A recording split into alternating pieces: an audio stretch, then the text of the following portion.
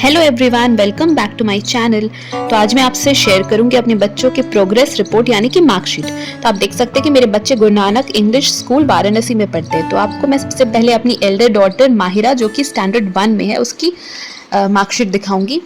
तो यहाँ पे आप देख सकते हैं अलग अलग सब्जेक्ट्स में English, Hindi, maths, EVS, computer के यहाँ पे टोटल मार्क्स दिए हैं। ये सब वीकली असेसमेंट्स के अलग अलग है। असेसमेंट 1, असेसमेंट वीकली, असेसमेंट 2, यहाँ पे टोटल मार्क्स है। और परसेंटेज भी आप देख सकते हैं 85.6 है। और यहाँ पे सारे स्किल्स के ग्रेड्स दिए हैं। और यहाँ पे रिमार्क्स में इम्प्रूव्ड रिमार्केबली मैम ने दिया। तो इसके मार्क्स तो है काफ़ी अच्छे, but it's not excellent and she is not the topper. और मेरा दिखाने का कोई ये पर्पस नहीं था कि अरे इसके मार्क्स बहुत अच्छे हैं। मेरा जो दिखाने का पर्पस था वो मैं आपको बताना चाहूँगी इसके प्रीवियस मार्कशीट के ज़रिए। इस बार का जैसे आपने परफॉर्मेंस इसका देखा कि काफ़ी अच्छा हुआ है, लेकिन प्रीवियस ईयर का मैं मार्कशीट इसका दिखाना चाहूँगी। ये देख सकते हैं उस टाइम पे माहिरा एमएलएम स्कूल झांसी में थी, क्योंकि मेरे हस्बैंड की ट्रांसफरेबल जॉब है इसलिए हमारा ट्रांसफर होता रहता है।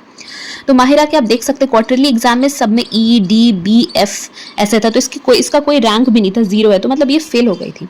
तो इसके पीछे एक रीज़न भी था, क्योंकि उस टाइम पे लॉकडाउन चल रहा था। तो माहिरा के 2 क्लास स्किप हो गए थे, मतलब नर्सरी और LKG। तो हमने इसे डायरेक्ट जंप करा के जब भी लॉकडाउन खत्म हुआ तो इसे UKG में भेज दिया। तो जाहिर सी बात है कि इसका बेस बहुत ही वीक हो गया था। तो इसीलिए ये रीज़न था। लेकिन फिर उसके बाद हाफ ईयरली में इसने काफ़ी प्रोग्रेस किया। अप्रॉक्स आप देख सकते हैं मार्क्स 613 थे।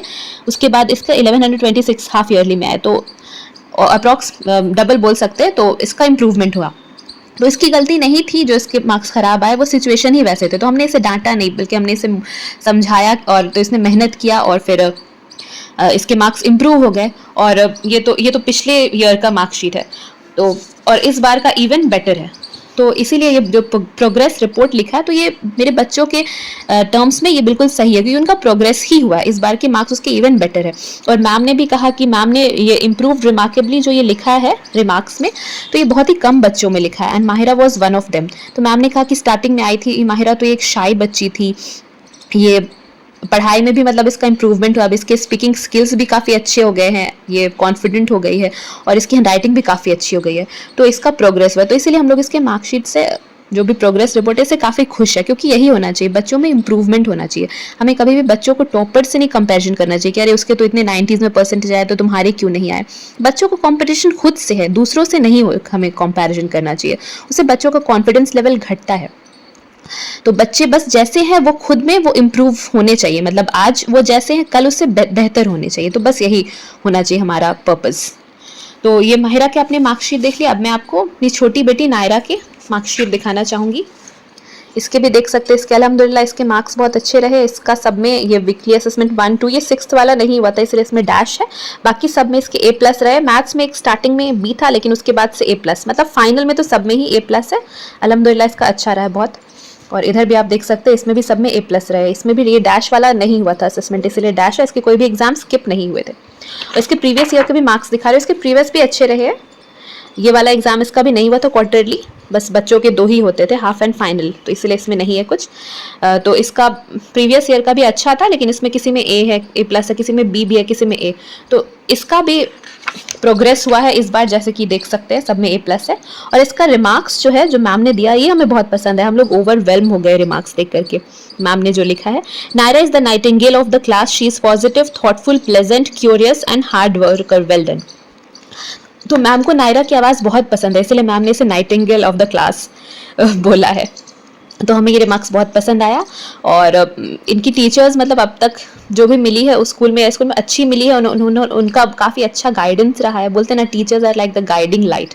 तो इसलिए बच्चों ने मेरे प्रोग्रेस किया है, सिर्फ पढ़ाई में नहीं, ये एक्टिविटीज़ में भी ये लोग हमेशा पार्टिसिपेट करते हैं। इनकी स्पीकिंग स्किल्स भी अच्छी हो गई और कॉन्फिडेंट हो गए।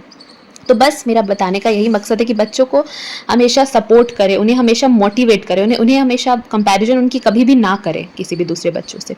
और कोशिश करें कि वो हमेशा पार्टिसिपेट करें, ताकि उनका कॉन्फिडेंस लेवल स्टार्टिंग से ही बूस्ट अप हो, वो बढ़े और वो एक कॉन्फिडेंस स्पीकर हो पाए। क्योंकि आजकल कम्युनिकेशन स्किल्स भी बहुत ज़रूरी है। जितनी पढ़ाई ज़रूरी है, कम्युनिकेशन स्किल्स भी उतनी ही ज़रूरी है। आगे चल के इनके करियर में बहुत ही हेल्पफुल होगी।